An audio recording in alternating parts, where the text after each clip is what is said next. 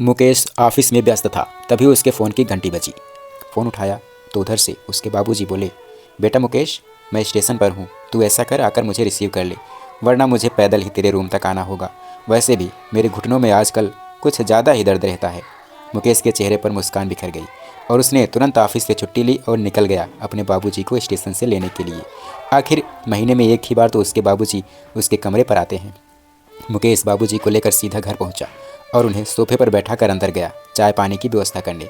अंदर गया तो देखा उसकी पत्नी सपना मोबाइल पर गेम खेल रही थी। मुकेश ने कहा, अरे सपना, ज़रा देखो तो कौन आया है।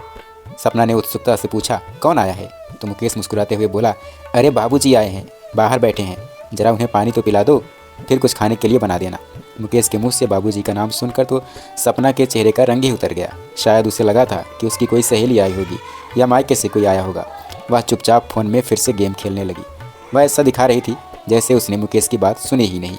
मुकेश ने फिर से टोका, अरे सपना, बंद करो मोबाइल, बाबूजी प्यासे होंगे, उतनी दूर से आए हैं। सपना ने गुस्से से मुकेश की तरफ देखा और गहरी सांस लेते हुए बोली, तो मैं क्या करूं, तुम्हारे बाबूजी आए हैं तो मैं क्या यहाँ खाली बैठी हूँ? और मैं तुम्हें बता दूं कि मैं तुम्हारी बीवी हूँ, कोई नौकरानी नहीं हूँ जो तुम्हारे घर वालों और रिश्तेदारों के लिए हमेशा किचन में बैठी रहूँ। मुकेश चुप हो गया। फिर कुछ देर के बाद बोला, यार तुम मेरे बाबूजी के आने से इतना गुस्सा क्यों हो जाती हो? आखिर वो मेरे बाबूजी हैं और माँ के गुजरने के बाद उन्होंने ही मुझे पाल पोस कर इतना बड़ा किया है और पढ़ा लिखा कर कमाने लायक बनाया है।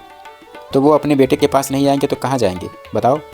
सपना झल्ला कर बोली, देखो मुझसे ज़्यादा बहस मत करो, मुझे ये तुम्हारे बाबूजी का हर महीने टपक पड़ना अच्छा नहीं लगता। आखिर यह हमारा घर है, कोई धर्मशाला नहीं है जो जब मन किया मुँह उठाकर चले आए। मुकेश बोला, कैसी सोच है तुम्हारी यार, वो मेरे बाबूजी हैं और यह घर उनका ही बनाया हुआ है। अभी मेरी इतनी कमाई नहीं है कि मैं एक घर भी बना सकूं। तुम्हें शर्म आनी चाहिए जो तुम मेरे बाबूजी के बारे में ऐसी सोच रखती हो। एक तरफ मेरे बाबूजी हैं जो रास्ते भर तुम्हारे बारे में पूछते आए, और एक तरफ तुम हो जिसे उनका घर पर आना ही पसंद नहीं है। अब तो सपना का गुस्सा सातवें आसमान पर पहुंच गया और चिल्लाते हुए बोली, हाँ मैं ही तो हूँ बेशरम, तुम्हारा तो पूरा खानदान दूध का धुला है, तो जाओ अपने बाबूजी के साथ ही रहो, छोड़ दो मुझे, मैं तो बेशरम हूँ ना तुम्हारी नज़रों में? सपना की तेज़ आवाज़ सुनकर मुकेश के बाबूजी को कुछ शक हुआ तो वे उठकर खिड़की के पास आकर समझने लगे कि आखिर मामला क्या है, बहू इतना गुस्से में क्यों बात कर रही है। इधर मुकेश सपना को समझा रहा था, देखो देखो सपना, बाबूजी का मैं इकलौता बेटा हूँ, इसलिए मैं उन्हें किसी और के भरोसे नहीं छोड़ सकता। मैं तो उन्हें हमेशा के लिए यहीं शहर में रखना चाहता हूँ, लेकिन उन्हें तो गाँव की खेती बाड़ी पसंद है, वो शहर में रहना ही नहीं चाहते। और बहुत कहने के बाद तो बाबूजी हर महीने कम से कम मुझसे मिलने आते हैं, या तो उनका प्यार है, तुम समझने की कोशिश क्यों नहीं करती हो? सपना बोली, कोई प्यार व्यार नहीं, पैसे चाहिए होंगे उन्हें, ऐसे ही नहीं चले आते हर महीने तुमसे मिलने के लिए। खैर वह सब मैं नहीं जानती, मुझसे कोई उम्मीद मत रखो, अपने बाबूजी को बोल दो प्राइवेसी भी कोई चीज़ होती है, हमारे तुम्हारे बीच में क्यों चले आते हैं हर महीने। देखो मुकेश, अब तो तुम्हें फैसला करना ही होगा, या तो मेरे साथ रहो या जाओ वहीं अपने बाबूजी के पास रहो गाँव में। मुकेश को अब गुस्सा आ रहा था। वह बोला, सपना अब तुम हद कर रही हो, मेरे बाबूजी के बारे में और कुछ मत बोलना वरना मेरा हाथ उठ जाएगा। सपना और ज़ोर ज़ोर से चिल्लाने लगी और बोली, अगर तुम्हें हाथ उठाना है तो उठा दो, लेकिन मैं तुम्हारे बाबूजी को इस घर में नहीं रख सकती। अरे मेरा बस चले तो उन्हें धक्के मार कर बाहर ही कर दूँ, वो तो तुम्हारी वजह से चुप हूँ। मुकेश के बाबूजी सब चुपचाप सुन रहे थे और अब वे समझ गए थे कि सारा झगड़ा उनके आने की वजह से हो रहा था, इसलिए उन्होंने मुकेश को आवाज़ दी, मुकेश, अरे वो बेटा मुकेश। मुकेश दौड़कर बाबूजी के पास से एक गिलास में पानी लेकर आया तो देखा बाबूजी अपना झोला लेकर तैयार थे। मुकेश ने आश्चर्य से पूछा, अरे बाबूजी बैठिए ना, झोला क्यों उठा लिए? मुकेश को लग रहा था कि बाबूजी ने उसकी और सपना की सारी बातें सुन ली हैं। बाबूजी बोले, अरे बेटा मुकेश, अभी अभी गाँव के मनोहर का फ़ोन आया था, वह बता रहा था कि अपने खेतों में बहुत से जानवर घुस आए थे, एक दो बार तो उसने खदेड़ा, लेकिन जानवर हैं बार बार आ जा रहे हैं, मुझे जाना होगा वरना सारी की सारी फसल बर्बाद हो जाएगी। ऐसा कहकर बाबूजी की आंखें नम हो गई।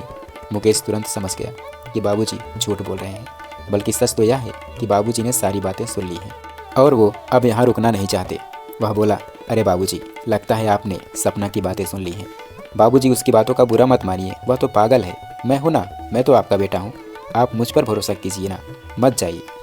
रुकिए, मैं सपना को लेकर आता हूँ, वह आपसे ज़रूर माफ़ी मांग लेगी। मुकेश दौड़कर गया सपना को बुलाने, लेकिन वह तैयार नहीं हुई। मुकेश मायूस होकर बाहर आया तो देखा बाबूजी जा चुके थे। वह सिर पकड़कर ज़मीन पर बैठ गया और सोचने लगा कि आज बाबूजी उसके बारे में क्या सोच रहे होंगे। बाबूजी के इस तरह जाने से मुकेश एकदम टूट सा गया और सोचने लगा शादी के बाद वह कितना मजबूर हो गया है। वह चाह कर भी अपने बाबूजी की सेवा नहीं कर पा रहा था। धीरे धीरे अगला महीना भी आ गया और मुकेश बाबूजी की राह देख रहा था। वे नहीं आए तो मुकेश ने फ़ोन करके पूछा कि बाबूजी इस महीने आप मिलने क्यों नहीं आए, क्या बात है? आप अभी तक हम लोगों से नाराज़ हैं क्या? बाबूजी ने कह दिया कि खेतों में बहुत सारा काम है बेटा, इसलिए वह नहीं आ सकते। इस तरह 3 महीने बीत गए और बाबूजी हमेशा कोई ना कोई बहाना बना देते। अब मुकेश समझ गया था कि उसने बाबूजी को खो दिया है। वह टेंशन में शराब पीने लगा और घर देर से आने लगा। कभी कभी तो वापस ही नहीं जाता। आज के दिन भी मुकेश घर पर बैठकर शराब पी रहा था। तभी सपना अपनी माँ के साथ आती है और कहती है, अरे मुकेश, देखो आज कितने दिनों के बाद अपने घर कौन आया है। मुकेश ने शराब का गिलास नीचे रखा और देखा सपना अपनी माँ का हाथ पकड़कर कमरे में लेकर जा रही थी। मुकेश ने चिल्लाते हुए कहा, 1 मिनट सपना, खबरदार अगर मेरे घर में तुम्हारी माँ ने कदम रखा तो। सपना और उसकी माँ एकदम चौंक गई, अवाक होकर खड़ी हो गई।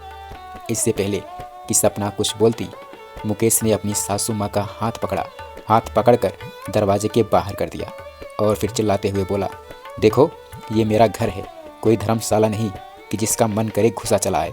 सपना बोली, मुकेश क्या बोले जा रहे हो? और यह क्या बदतमीजी है? तुम्हारी हिम्मत कैसे हुई मेरी माँ से ऐसे बात करने की? लगता है तुम्हें चढ़ गई है। इतना क्यों पीते हो? इतना कहकर सपना ने अपनी माँ को अंदर बुलाया। उसकी माँ जब अंदर जाने लगी तो फिर मुकेश सामने खड़ा हो गया और बोला, बड़ी बेशरम औरत है तू, एक बार तुझे बोल दिया कि मेरे घर में मत आओ तो क्यों घुसी चली आ रही हो? सपना की समझ में कुछ नहीं आ रहा था। उसने मुकेश का हाथ पकड़ा और धीरे धीरे बोली, मुकेश क्या कर रहे हो? माँ क्या सोचेंगी हमारे बारे में? अरे मेरी माँ है तो तुम्हारी भी तो माँ है। इतना कहकर जब वह मुकेश को हटाने लगी तो मुकेश ने खींचकर एक थप्पड़ जड़ दिया और चीख कर बोला, अरे कैसे तेरी माँ मेरी माँ हुई? जब मेरे बाबूजी को तूने अपना बाबूजी नहीं माना तो तेरी माँ को मैं अपनी माँ क्यों मानूं? मुझे मेरे घर पर तेरी माँ का आना बिल्कुल भी पसंद नहीं है। इसलिए आज तू फैसला कर, तुझे तेरी माँ चाहिए या पति? बता मुझे, दोनों में से एक को चुनना होगा तुझे। सपना ने कहा, यह कैसा सवाल है मुकेश, मुझे मेरी माँ भी चाहिए और तुम भी। मैं अपनी माँ को आखिर कैसे छोड़ सकती हूँ, और तुम तो मेरे पति हो ही। मुकेश ने तालियां बजाना शुरू कर दिया और बोला, वाह क्या बात है, तेरी माँ को तू छोड़ नहीं सकती और मैं अपने बाबूजी को छोड़ दूँ? गजब सोच है तेरी। अब सपना की माँ को कुछ समझ में आ रहा था तो उन्होंने पूछ ही लिया कि मुकेश बेटा आखिर बात क्या है, मुझे पूरा सच बताओ। मुकेश ने सारी सच्चाई बता दी कि कैसे सपना ने उसके बाबूजी को घर से भगाया था। सपना की माँ ने सपना को पास बुलाया और खींचकर 3-4 थप्पड़ जड़ दिए और तिलमिलाते हुए बोली, आज मुझे खुद शर्म आ रही है कि मैंने तुझ जैसी बेटी को जन्म दिया। मैं तेरे घर का पानी भी नहीं पी सकती। मुकेश ने बिल्कुल सही व्यवहार किया मेरे साथ। मेरी जैसी माँ को ऐसी ही बेइज्जती शोभा देती है। सपना आप समझ गई कि उसने बहुत बड़ी गलती की है। वह जोर जोर से रोने लगी और मुकेश के पैरों में गिर पड़ी और माफ़ी मांगने लगी। सपना की माँ ने बैग उठाया और चल दी, यह कहते हुए, बेटी तूने तो मेरी नाक काट दी। सपना और जोर जोर से रोने लगी और कहने लगी, मुझसे बहुत बड़ी गलती हो गई है माँ। मैं खुद बाबूजी का पैर पकड़कर माफ़ी मांगूंगी और उन्हें अपने घर पर लाऊंगी। बस एक बार आप लोग मुझे माफ़ कर दीजिए। सपना की माँ भी रुक गई और जब काफ़ी देर तक सपना पश्चाताप करती रही तो वो बोली, बेटा मुकेश, मेरी बेटी ने जो किया मैं उसके लिए बहुत शर्मिंदा हूँ, लेकिन अब इसे अपनी गलती का एहसास हो गया है तो एक मौका दे दो इसे।